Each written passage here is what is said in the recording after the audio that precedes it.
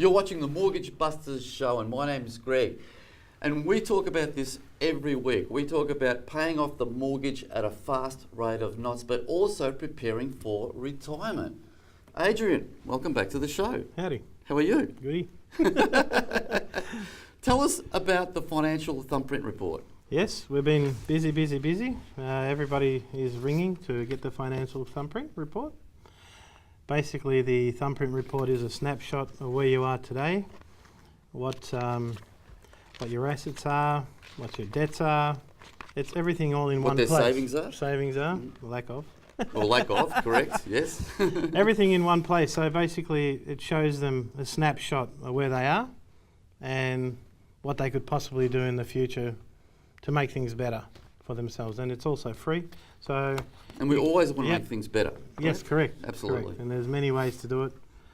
Just give us a call on 1300 862 746, 1300 862 746, or you can go to our website, which is the tmbshow.com.au, and you can send us an email through there, tmbshow.com.au. Fantastic.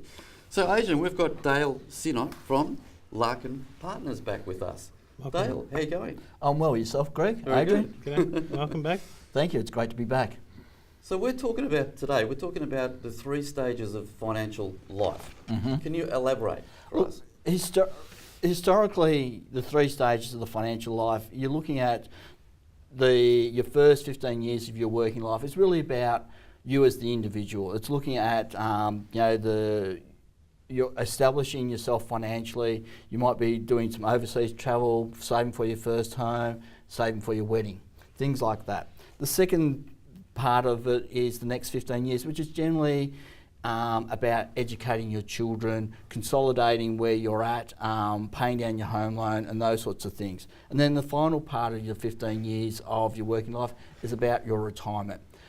That's how it was historically, but it's starting to change things now. Over the last 20 odd years, with the introduction of the superannuation guarantee, people are now starting to think about their financial life right at the very first day that they start work. Oh, really? It is, and that's what you've got to do it now. You know, historically, again, you could almost say that I was guaranteed a pension. These days, you can't sit back and say, I'm guaranteed an age pension. They've gone. So really, to make sure that you're going to have a great retirement, you've got to start thinking about your retirement as soon as you possibly can. So that starts on the first day of work now.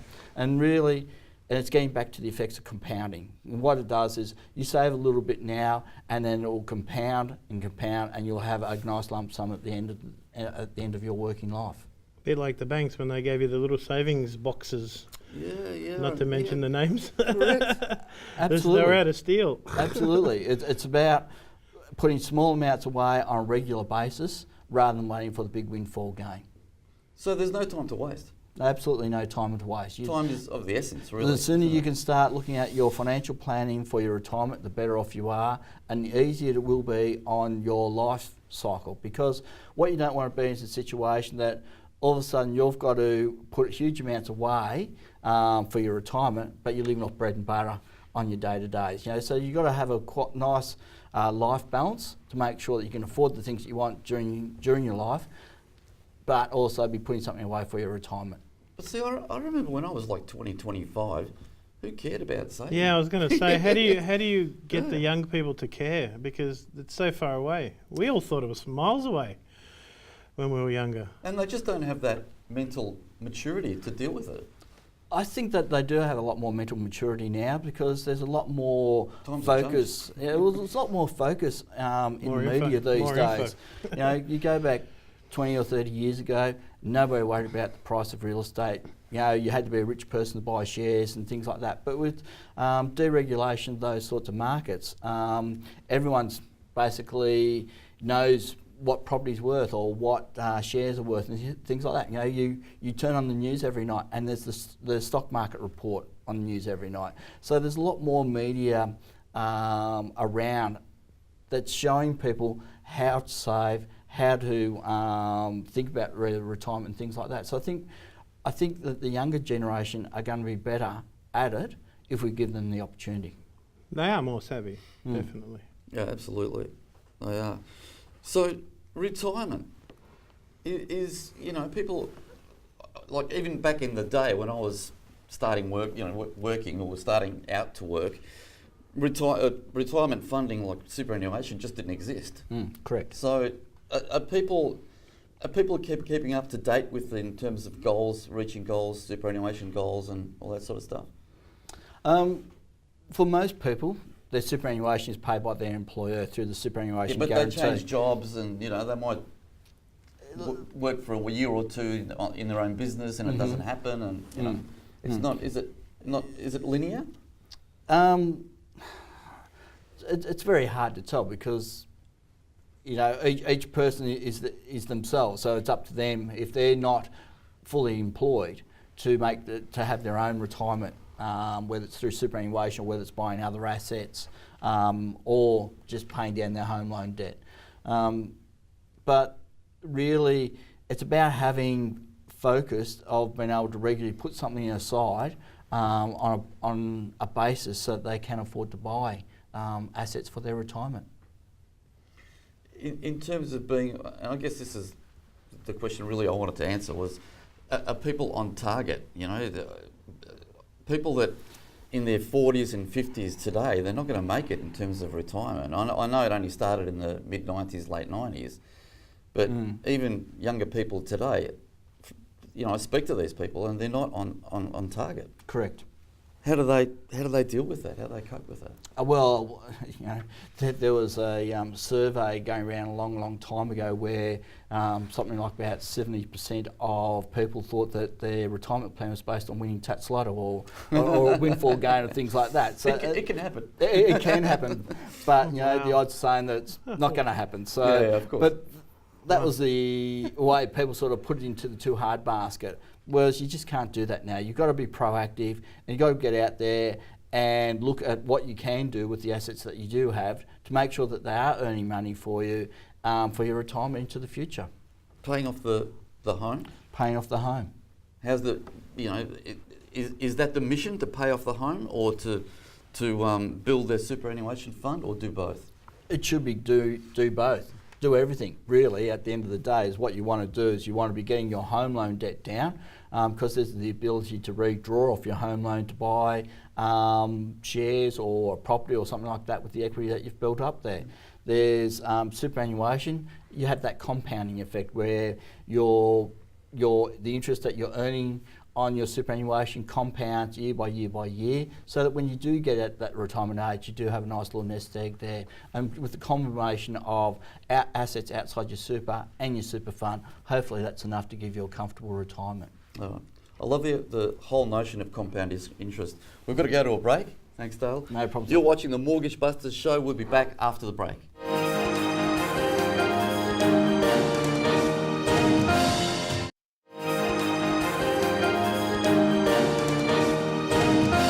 You're watching the Mortgage Busters show. Dale, a little bit more about compounding effect.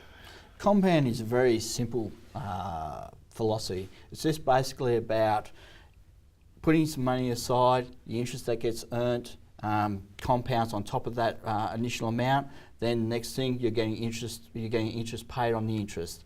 And it just compounds over time. So it's about putting regular amounts away, and as it goes up, it compounds in the amounts that you get back. So that's what you were talking about at the beginning. When we start young, we get this compounding effect, and then it basically just keeps going up and up. Accelerates, doesn't Accelerates. it? Really, Exactly. it's interest on interest. It's pretty Correct. fantastic Absolutely. stuff. Correct. Yeah. Obviously, the next step would be savings now. Yeah, but look, it's like all of us, like people in business, people for their households. They need to sit down and just work out some basic budgets to see whether they do have surplus cash. And once they worked out, yes, I do have some surplus cash, it's about what do I do with that surplus cash? Do I put some against my home loan and reduce my home loan debt? Do I put some into a savings plan and start using the compounding effect? Or do I have the ability to do a bit of both? So, whether it's $200 a week or whether it's $20 a week, does it make a big difference? Every dollar counts, Greg. Every dollar counts, and it's really about making a commitment to do it. So I think first of all, you sit down, you do your household budget, and have a commitment of putting money regularly aside into a savings account. And it might only be a small amount at the start, but once you start making that commitment and you can start seeing the growth, then hopefully that gets you excited to put more into it. You can start. And the thing is that for a lot of your viewers, they're salary and wage earners, they get regular pay rises. It's about, do I need to spend that pay rise, or can I put some of that pay rise towards a savings plan? Simple as that. And that can start chopping into the mortgage. Correct. And if it's done correctly with all the correct infrastructure with your banking accounts where all the wages go in and et cetera, it will cut down. It'll actually also make sort of a compounding scenario on your mortgage. Well, it's just, the other way. The great thing about putting it against your mortgage is that it wins, you have the possibility of it winning both ways, in that you're reducing your loan, plus with the way property values are going at the moment, the value of your property is going up. So you're getting a lot more equity building up in your property as well that you can draw down in the future for investments. So, we're talking about progressing our financial lot in life. Do people still set goals and try and achieve these goals as an accountant? I mean, I guess what you do is all about goal setting and achieving. I think people need to set goals. But are they actually doing it? Because a lot of the people we speak to, it's enough just to get through the day. The thing is that yes, there are people there that set goals. I think it gets back to the psychological well-being of those people. Some people are just goal setters, and that's the way they operate their lives, and some people are just meander through life. That's it. Yeah. But the thing is that if you do, if you want to achieve something, then it's better off to set a goal. It doesn't have to be a large goal. Just set something that that you can achieve in the short term, and hopefully once you've achieved that, and you start seeing another goal, is that you get into the habit of being a goal setter, especially in relation to savings and achieving the lump sum that you need. The banks, a lot of banks have goal setting accounts that say where you can't withdraw out of them until you've achieved the amount that you want to put into it in the first instance. So there's a lot of things out there that also can help you achieve your goals. So, that's a pretty big topic, goal setting. And I know I don't want to go over the same ground we've just covered, but as an accountant, is there any skills, is there any tips or tricks that you can help our viewers with, basic tricks to goal set and achieve, targets? I think the main thing that is to set your goals that are achievable. So don't sit back and say, I want to save $1 million in 12 months on a salary of $50,000 per annum. It's not going to happen. So it's a silly thing to do. That's where Tesla comes in. But if you set yourself down and say, okay, out of each pay, I want to put $50 away out of each pay into a savings account, then just start with something small like that. And then, so you get your next pay rise, and you say, okay, I'm going to put that pay rise into the savings account. And you can gradually just build it up and build it up and build it up. Because, at the end of the day, our show is all about paying off the mortgage and retirement, achieving retirement in a healthy way and a sustainable, way. But every bit makes a difference, and if you get into the habit, you're going to make progress. Correct. It's a bit like dieting, I think, is that... that's a good analogy, yeah. We can all do some of that, Absolutely. Or dieting or fitness, is that you want to give yourself goals that you can achieve. If you don't achieve it, then you'll walk away from it disenchanted by the whole gambit of what you're trying to do. So it's like a roadmap. Absolutely. It's like what they say. So your journey starts with your first step. Your savings plan starts with putting your first dollar aside. And that's as simple as that. But really, what you got to make sure, what I like to see happen is that you always bring in your work-life balance as well. So don't have this harsh plan where you got to put thousands of dollars away for a fantastic retirement, but be living on bread and butter during your working life. Spaghetti. But 1 minute soup. Who has balance in life anymore? That really is the question. Well, it's a bit like that savings plan we saw.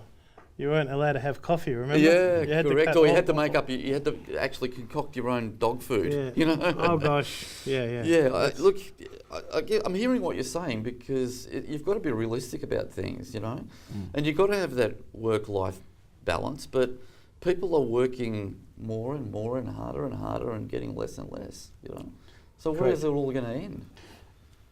I wish I knew the answer to that, Greg. But like in terms of, as an accountant, are people doing it harder? Harder or easier or in between? Or it doesn't matter? I think there are certain elements in society that are doing it a lot harder, and the wealth gap has probably increased over the last 20 years, where the top 5% are owning more and more of our assets to the bottom 5% type of thing. But it's about everybody has the capacity to be able to put something aside to save. And be proactive. Correct. Yeah, correct. Right. Well, I'm sorry to cut you off. We'll need to go to a break. You're watching the Mortgage Busters show, and we'll be back after the break.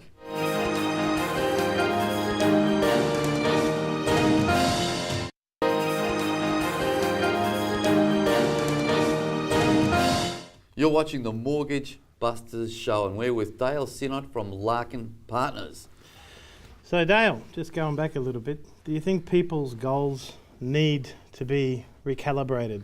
I don't think they need to be recalibrated, Adrian, but I think really what they've got to do is continually review their budgets as their lifestyle changes. So, when they, they have a baby, income goes down, pay rises, things like that. Your budget's got to be a fluid sort of a document. It's not just written in stone, and you've got to be prepared to adjust it. And sometimes look at where some of the superfluous things are, where you can actually make savings, and using those savings to reduce your home loan. So Dale, in the old days when I was at school, and we went through high school, and Adrian can attest to this, right? I'm sure you can as well. We were promised this reasonably short career that would span out to say 50 or 55, and you'd retire and live life in the lap of luxury, right? Pretty much. Well, we were sort of, it's changed. I was convinced that was going to the case. That's how it was going to evolve, But what's happened to the world? I mean, the other thing is we were supposed to have this paperless society, and everything has gone the reverse. There's more email in the world. The junk box in my phone is just, it's spilling over. There's more paper in the world, and the trees are being chopped down at a fast rate of knots, and we're working longer and longer and longer. What happened to 50 and 55 retirement? Well, it's still there. Is it really? I don't know. It is there. Well, if you get your act together early enough. Correct. Yeah, well, for people who have been methodical in their savings plans, have contributed to their superannuation, being careful with their spending and things like that, then they still have the opportunity to retire at 55. And there's still the option of being able to transition to retirement between 55 and 60 with superannuation and those sorts of things. But you've also got to look at the other end of the argument as well, Greg, in that the government's also pushing out our retirement age from 65 to 70 over the next decade. So, what's next, 100? What's next? That's exactly it, Adrian. Well, we're living longer. We're a lot healthier as humans, so we're actually able to work longer as well. But is that because they have to work or because they want to work? From your view in life, or your experience? From my view, I think it's both. It really is. There's those that have to work because they have meandered through life, as we spoke about before early in the show. And then there's those that just want to work because they've got nothing else to do. Their wife is really mean. So there's a mixture of both sides, as to which way it goes. So, I think for most people, they have to work till they get to that retirement age because they haven't done the hard work earlier in their life and had the effect of the compounding of reducing their non-deductible debt and things like that.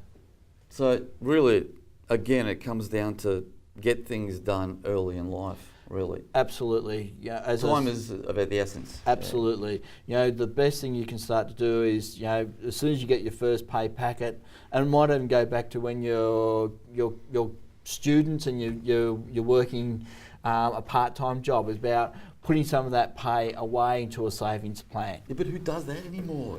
It's Everyone. I'm going to get an exponent for that. I think it's fantastic. Everyone should be doing it, Greg. Exactly. And I love we started off the show with those 3 lots of 15 progressions in life, 15 years, 15 years, 15 years. You get started, then you have the kids, and you live life, and then you try and make an attempt at retirement. Maybe we need to come back to this.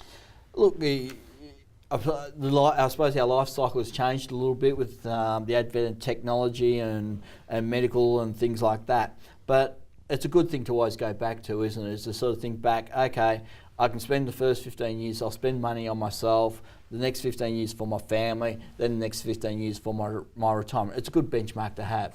I like that benchmark, yeah. But at the end of the day, is that you've got to be very flexible with it. You've got family law matters. Children staying with us longer than what they used to back in the old days. There's a lot of things just changing for that, and that's why you need to have a plan B. And the plan B should be, hey, I need to start saving for my retirement as soon as I possibly can. That's good advice. So we need to set some plans, set some goals. Exactly. And if they can't do it, we can do it through the thumbprint. Absolutely. Okay. Well, we've got just a couple of minutes left, so we need to revise the financial thumbprint and let people know about this financial thumbprint. But we need to say thanks to Dale Sinot from Larkin Partners yet again. Thank you for coming. Thank you, Greg. Thank you, Adrian. Having us and enlightening us with all the information and content from today, which I think those 3 stages of life, we need to go back to those. I really do.